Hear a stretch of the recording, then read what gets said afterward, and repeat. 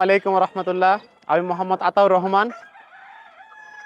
আমি একজন পেশায় শিক্ষক।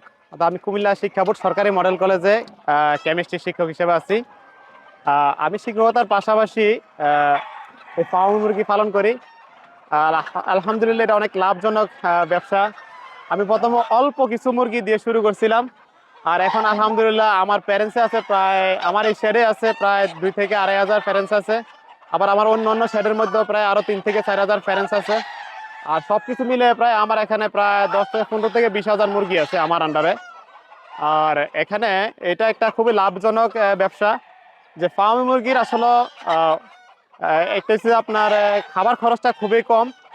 আর ওই তুলনায় ফার্মি মুরগি যে পরিমাণ ডিম পারে, কেউ যদি 60% ডিমও পায় তাও ফার্মি মুরগিতে লাভবান।